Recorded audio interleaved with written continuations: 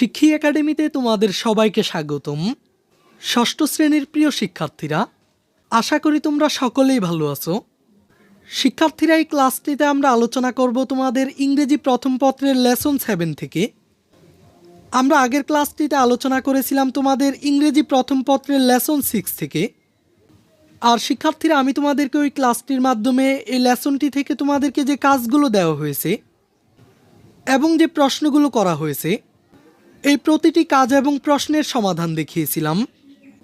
তাই শিক্ষার্থীরা, তোমরা যদি আগের ক্লাসটি না দেখে থাকো তাহলে প্রথমেই আগের ক্লাসটি দেখে নিবে। আর তোমরা যদি এই চ্যানেলে নতুন হয়ে থাকো তাহলে প্রথমে এই চ্যানেলটিকে সাবস্ক্রাইব করে রাখো। এখানে লেসন 7-এর টাইটেল হচ্ছে হোল্ডিং হ্যান্ডস। এর মানে হচ্ছে হাত ধরে থাকা। এখানে হ্যান্ডস মানে হচ্ছে হাত, আর হোল্ডিং মানে হচ্ছে ধরে থাকা। এখানে প্রথমে রয়েছে after completing the lesson students will be able to.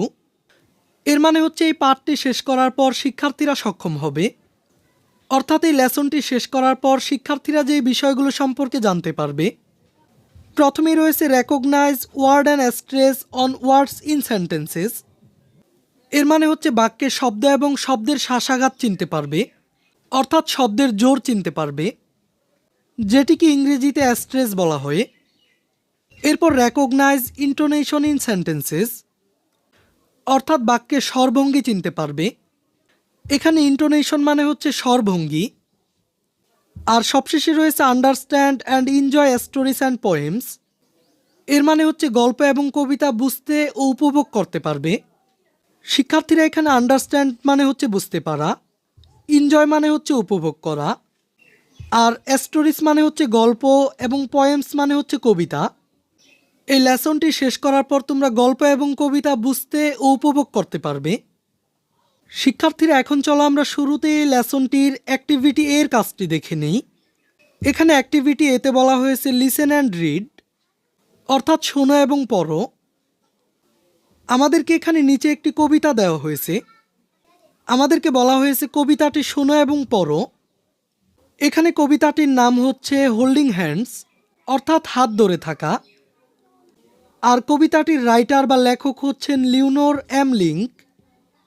শিক্ষার্থীরা, এখন চলো আমরা এই কবিতাটির প্রতিটি শব্দ এবং লাইন বাই লাইন অনুবাদ সহ পড়ে নিই। এখানে কবিতাটির টাইটেল বা নাম হচ্ছে হোল্ডিং হ্যান্ডস, অর্থাৎ হাত ধরে চলা।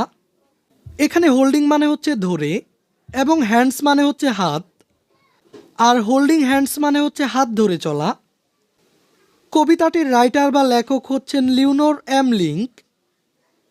এখন চলো আমরা অনুবাদ সহ কবিতাটি পড়ে নিই। Elephants walking along the trails are holdings hands by holding tails. এর মানে হচ্ছে হাতিগুলো হাঁটছে পথ রেখা দিয়ে, হাত ধরে লেজ ধরে। শিক্ষার্থীরা, এখানে এলিফ্যান্টস মানে হচ্ছে হাতিগুলো, আর ওয়াকিং মানে হচ্ছে হাঁটা। এরপর অ্যালং দ্য ট্রেলস মানে হচ্ছে পথ রেখা দিয়ে, হাতিগুলো হাঁটছে পথ বরাবর। এরপর হোল্ডিংস মানে হচ্ছে ধরে, আর হ্যান্ডস মানে হচ্ছে হাত, আর হোল্ডিং হ্যান্ডস মানে হচ্ছে হাত ধরে রাখা। আর শিক্ষার্থীরা, টেলস মানে হচ্ছে লেজ। ট্রেলস মানে হচ্ছে পথরেখা এবং টেলস মানে হচ্ছে লেজ।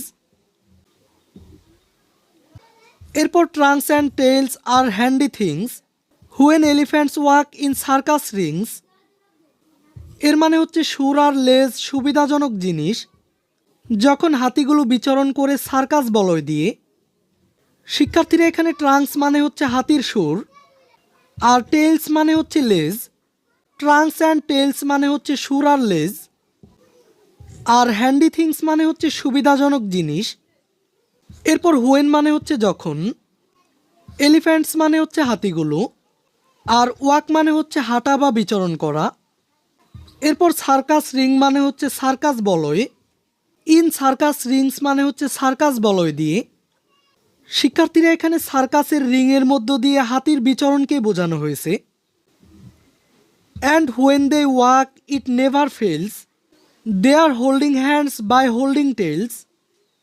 এর মানে হচ্ছে আর তারা যখন বিচরণ করে কখনো ব্যর্থ হয় না, তারা হাত ধরে চলে, লেজ ধরে চলে। এখানে অ্যান্ড মানে হচ্ছে এবং বা আর, হোয়েন মানে হচ্ছে যখন, দে মানে হচ্ছে তারা, আর ওয়াক মানে হচ্ছে বিচরণ করা বা হাঁটা। আর তারা যখন বিচরণ করে বা হাঁটে, ইট নেভার ফেলস, কখনো তারা ব্যর্থ হয় না। এখানে নেভার শব্দটির অর্থ হচ্ছে কখনো, আর ফেলস মানে হচ্ছে ব্যর্থ হওয়া। নেভার ফেলস মানে হচ্ছে কখনো ব্যর্থ হয় না। এরপর দেয়ার মানে হচ্ছে তারা, হোল্ডিং হ্যান্ডস মানে হচ্ছে হাত ধরে রাখা। দেয়ার হোল্ডিং হ্যান্ডস মানে হচ্ছে তারা হাত ধরে রাখে। আর সবশেষ হোল্ডিং টেলস মানে হচ্ছে লেজ ধরে। তো শিক্ষার্থীরা, এই হচ্ছে হোল্ডিং হ্যান্ডস কবিতাটি। শিক্ষার্থীরা, আশা করি তোমরা অর্থসহ এই সম্পূর্ণ কবিতাটি বুঝতে পেরেছো। শিক্ষার্থীরা, এখন চলো আমরা অ্যাক্টিভিটি A1-এ চলে যাই। এখানে অ্যাক্টিভিটি A1-এ বলা হয়েছে recite the poem in groups, in pairs and then individually. এর মানে হচ্ছে কবিতাটি প্রথমে দলগতভাবে আবৃত্তি করো, এরপর জোড়ায় আবৃত্তি করো এবং সবশেষে এককভাবে আবৃত্তি করো। শিক্ষার্থীরা, এখানে রিসাইট মানে হচ্ছে আবৃত্তি করা, পোয়েম মানে হচ্ছে কবিতা, আর গ্রুপস মানে হচ্ছে দলে, পেয়ার্স মানে হচ্ছে জোড়ায় এবং ইন্ডিভিজুয়ালি মানে হচ্ছে এককভাবে। আমাদেরকে কবিতাটি প্রথমে দলগতভাবে, পরে জোড়ায় এবং সবশেষে এককভাবে আবৃত্তি করতে বলা হয়েছে। তো শিক্ষার্থীরা, এই কবিতাটি তোমরা নিজেরাই আবৃত্তি করার চেষ্টা করবে। এখন চলো আমরা অ্যাক্টিভিটি A2-তে চলে যাই। এখানে অ্যাক্টিভিটি A2-তে বলা হয়েছে look at the following words. এর মানে হচ্ছে নিচের শব্দগুলো দেখো। Each word has more than one meaning. এর মানে হচ্ছে প্রতিটি শব্দের একাধিক অর্থ রয়েছে। The meaning in which a words has been used in the poem is given.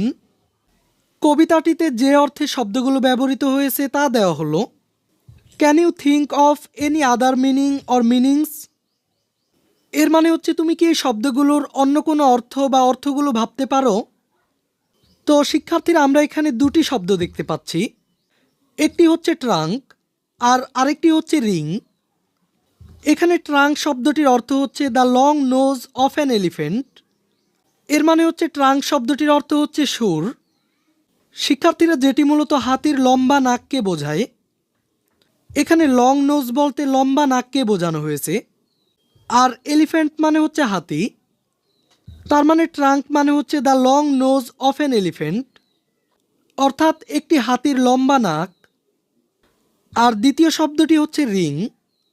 শিক্ষার্থীরা, উপরের কবিতায় রিং শব্দটি দিয়ে বৃত্তাকার বস্তুকে বোঝানো হয়েছে, আর যার অর্থ হচ্ছে এ round confined area in which animals or people perform or compete.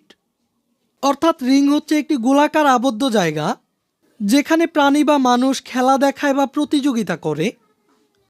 There are seats around the outside of the ring for the audience. এর মানে হচ্ছে কবিতায় রিং শব্দটি এমন একটি অর্থে ব্যবহৃত হয়েছে যেখানে রিং মানে হচ্ছে একটি গোলাকার আবদ্ধ জায়গা যেখানে সাধারণত বিভিন্ন প্রাণী বা মানুষ খেলা দেখায়। আর যেসব খেলা বা প্রতিযোগিতা দেখার জন্য রিংয়ের চারপাশে দর্শকদের জন্য বসার জায়গা থাকে। এখানে ফর এক্সাম্পল অর্থাৎ রিং শব্দটির একটি উদাহরণ হিসেবে দেওয়া হয়েছে a circus ring or a boxing ring. এর মানে হচ্ছে একটি সার্কাস বলয় অথবা একটি বক্সিং বলয়। এখন চলো আমরা পরবর্তী অ্যাক্টিভিটি A3 এর কাজটি দেখে নিই। এখানে অ্যাক্টিভিটি A3-তে বলা হয়েছে now match the words above with the picture below. এর মানে হচ্ছে এখন উপরের শব্দগুলোর সাথে নিচের ছবিগুলো মেলাও।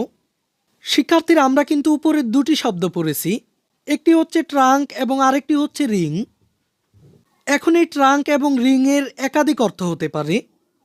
শিক্ষার্থীরা, রিং মানে টেলিফোন বা মোবাইল ফোনের রিংকেও বোঝানো হয়, অথবা আমরা আংটিকেও রিং বলে থাকি।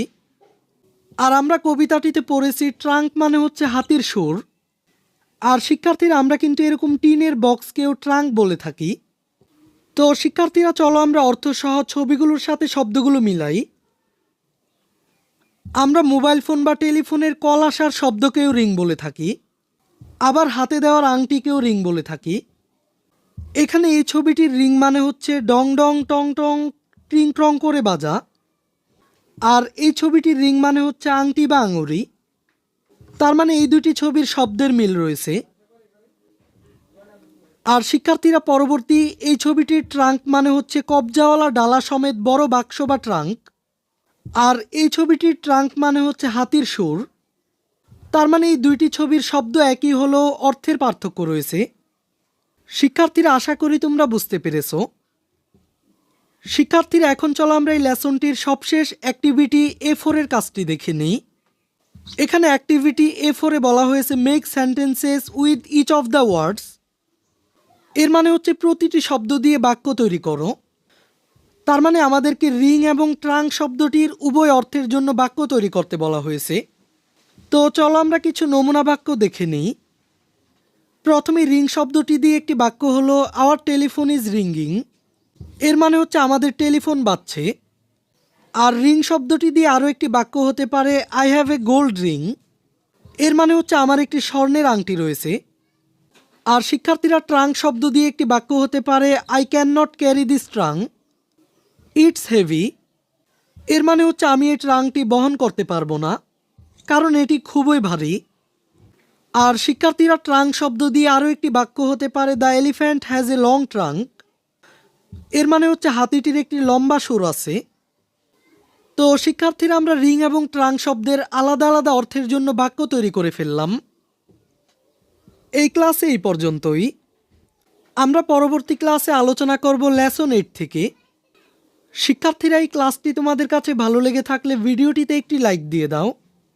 আর পরবর্তী ক্লাসটি পাওয়ার জন্য এই চ্যানেলটিকে এখনই সাবস্ক্রাইব করে রাখো।